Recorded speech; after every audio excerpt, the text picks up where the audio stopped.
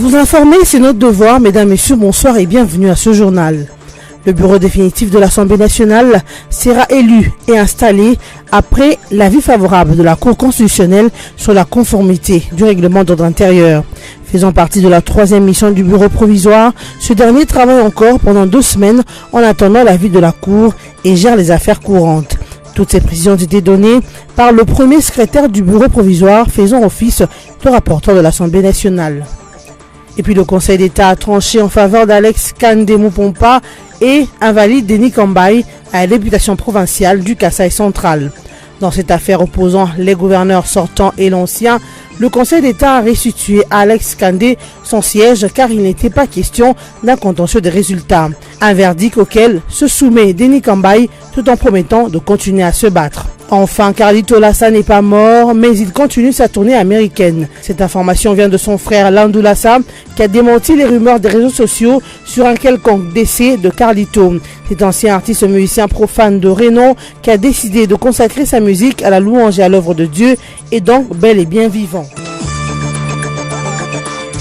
L'élection et l'installation du bureau définitif de l'Assemblée nationale dépendent de l'avis favorable de la Cour constitutionnelle sur la conformité du règlement d'ordre intérieur par rapport à la Constitution, a indiqué mardi 26 mars le bureau provisoire de la Chambre basse du Parlement.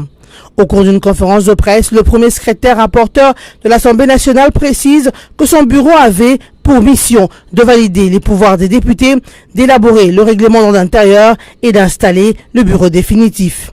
Les 2 premières missions étant accomplies, le bureau provisoire reste encore en exercice durant les 2 prochaines semaines en attendant l'installation du bureau définitif, ajoute le rapporteur de l'Assemblée nationale. Selon lui, l'article 112 de la Constitution, à son alinéa 3, est clair à ce sujet et stipule qu'avant d'être mis en application, le règlement intérieur est obligatoirement transmis par le président du bureau provisoire de la Chambre intéressée à la Cour constitutionnelle qui se prononcera sur sa conformité à la Constitution dans un délai de 15 jours. Passé ce délai, le règlement intérieur est réputé conforme.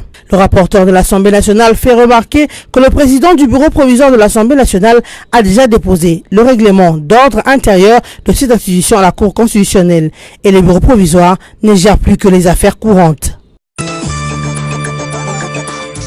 Le verdict de l'affaire qui opposait le gouverneur sortant du Kasaï central Denis Kambaye à son prédécesseur Alex Kandé devant le Conseil d'État est tombé le mercredi 27 mars 2019 en faveur d'Alex Kandé qui récupère son siège des députés provinciaux à l'Assemblée provinciale du Kasaï central. Au terme de l'audience de cette affaire dont l'instruction a commencé en début du mois de mars en cours, les avocats de 2 parties avaient démontré leur biceps juridique. Du côté d'Alex Kandé, les avocats sollicitaient du Conseil d'État l'annulation de l'arrêt de la Cour d'appel de Kananga pour mal jugé. En effet, la Cour d'appel avait invalidé Kandé sur plainte du candidat PPRD Denis Kambaye pour le fait que sur la liste de l'FDC et alliés qui a aligné Kandé Moupompa, on y trouvait le nom de 2 fonctionnaires de l'État, raison jugée valable par la Cour d'appel pour invalider celui que la CENI avait proclamé.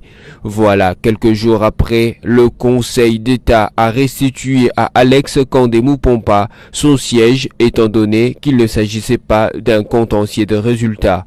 Intervenant chez nos confrères de la radio Top Congo FM, Denis Kambaye a fait savoir que ce n'est qu'une bataille qui est perdue et non la guerre. Il a accepté le verdict du Conseil d'État, mais il continuera à se battre. 14 personnes ont été tuées le mercredi 27 mars 2019 dans l'éboulement d'une mine d'exploitation artisanale des cassitérites située au carré minier des Kalimbi dans les territoires des Kaélé dans la province du Sud Kivu. Les témoins affirmaient que près de 40 personnes se trouvaient dans le puits au moment de l'affaissement du terrain. Les premiers secours sont arrivés vers les premières heures du matin. Jusqu'en début d'après-midi du mercredi 27 mars, 14 corps ont été repêchés des décombres en même temps que 10 blessés graves, rapporte la société civile des Kaélé. Le président de la société civile affirme que ces bilans provisoires risquent de s'alourdir vu que le nombre élevé du trésor qui s'est trouvé dans les sols au moment de l'éboulement.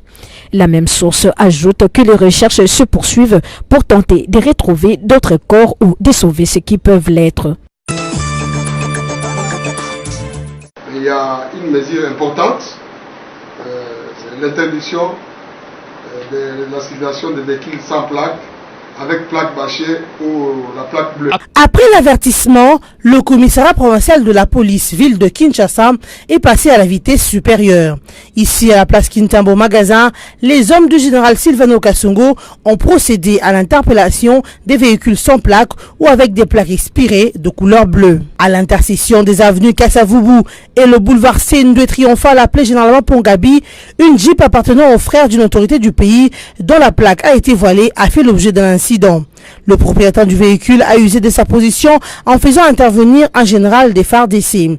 Mais les policiers lui ont opposé une résistance légale et légitime. Même les voitures avec les plaques des institutions du pays, mais qui ne sont plus valides, ne sont pas autorisées à circuler. Dans le district de la Tchangou, c'est un désordre indescriptible qui s'observe. Même des taxibus circulent avec des gyrophares. Ils ont été enlevés. Cette Toyota Fortuner appartenant à un haut magistrat n'a pas échappé au filet de la police.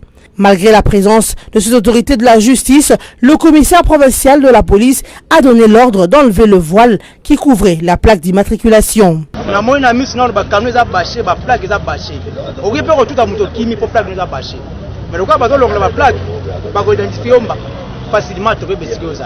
Dans la police a continué Moussala et Kélékani. Le commissaire provincial adjoint Achille Nzomono a donné le sens de l'action menée par la police nationale congolaise. Les ordres, les directives de général ont été clairs. Il n'y a pas de loi pour les officiels, il n'y a pas de loi pour les non-officiels. Une loi reste une loi. Le général a été clair. Nous allons descendre sur terrain. Les véhicules plaques bâchées, les véhicules ayant des plaques, des anciennes plaques, les véhicules qui ne possèdent pas de plaques, les véhicules sans plaques, tous ces véhicules-là doivent être arrêtés. C'est ce que nous sommes en train d'appliquer. Il a donné les directives et aujourd'hui, c'est la pratique. Nous mettons en exécution les ordres, les instructions qu'il nous avait données. Et même les gyrophares, il avait souligné, il avait insisté. Nous ne pouvons voir aucun corbillard avec gyrophare. Même les autres. Mais finalement, vous voulez que nous puissions habiter dans une ville où chacun a son véhicule, il met les gyrophares? Non, c'est anormal. Au total, 116 véhicules ont été arrêtés. Un véhicule de la police de proximité servant du bureau mobile recevait les propriétaires des véhicules interpellés. Ils sont appelés à se procurer des plaques d'immatriculation en règle auprès de la DGI avant de voir leurs véhicules libérés. Les récalcitrants sont donc avertis, sinon leurs véhicules vont rejoindre la fourrière. La police nationale congolaise poursuit cette opération dans tous les districts de la capitale Kinshasa. Peter John Graff a été nommé par le directeur général de l'Organisation mondiale de la santé comme son représentant spécial dans la coordination de la riposte contre l'épidémie de la maladie à virus Ebola qui persiste dans les provinces du Nord Kivu et de l'Ituri à l'est de la République démocratique du Congo. John Graff sera basé à Kinshasa, mais il devra se rendre régulièrement dans les zones affectées pour s'assurer que les discussions à Kinshasa se fondent sur les réalités du terrain et des informations viables. Peter Graff travaille depuis 2014 dans le monde de la riposte de grandes envergures contre Ebola. Il était en charge de la gestion de la crise d'Ebola pour le Libéria en 2014. Le directeur général de l'OMS a levé l'option de nommer un envoyé spécial en RDC après que l'épidémie a franchi le seuil de 600 morts et celui de 1000 cas, devenant du coup la plus meurtrière épidémie d'Ebola de l'histoire de la RDC. Notez que la RDC est à sa 10e épidémie, qui constitue également la 2e épidémie la plus meurtrière jamais enregistrée dans le monde, après celle de 2014 en Afrique de l'Ouest qui avait fait 11 000 victimes.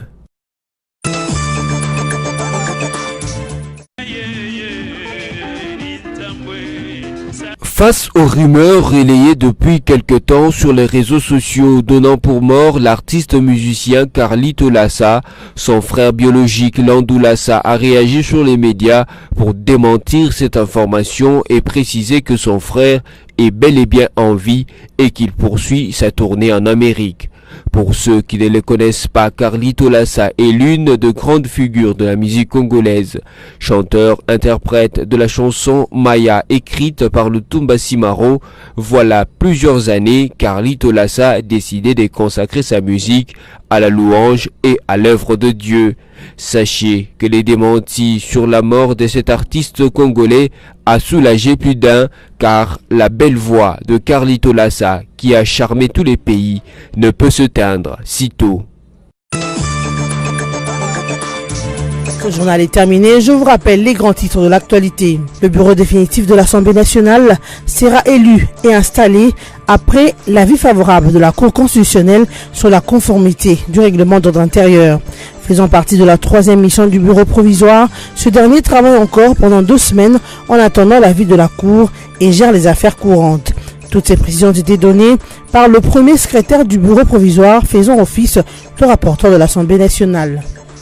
Et puis le Conseil d'État a tranché en faveur d'Alex Kandé Moupompa et invalide Denis Kambaï à la députation provinciale du Kasaï central.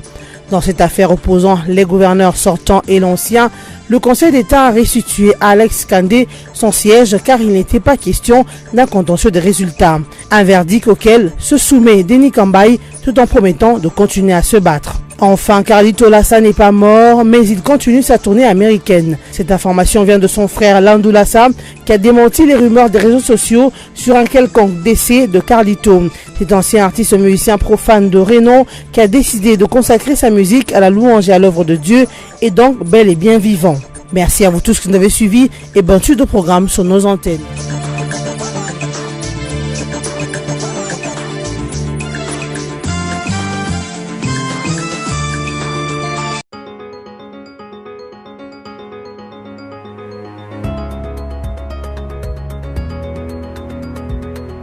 Mesdames et messieurs, merci de nous retrouver encore pour la lecture de la revue des presse en ligne de ce jeudi 28 mars sur BS Télévision. Après la prise officielle de fonction le 24 janvier, Félix Tshisekedi, un premier voyage aux États-Unis, titre à sa une Forum des As. Nous sommes déterminés à travailler avec lui pour sa mise en œuvre de son programme, a déclaré à la presse Washington Robert Palladino, porte-parole du département d'État. Sauf ultime changement qui sera imputable au contraire de son agenda d'État, Félix Antoine Tshisekedi, président de l'AR du Congo, effectuera la semaine prochaine les déplacements pour les États-Unis où il sera reçu notamment par le chef de la diplomatie Mike Pompeo. C'est ce qu'a annoncé le département d'État américain dans son communiqué signé le mardi 26 mars en cours.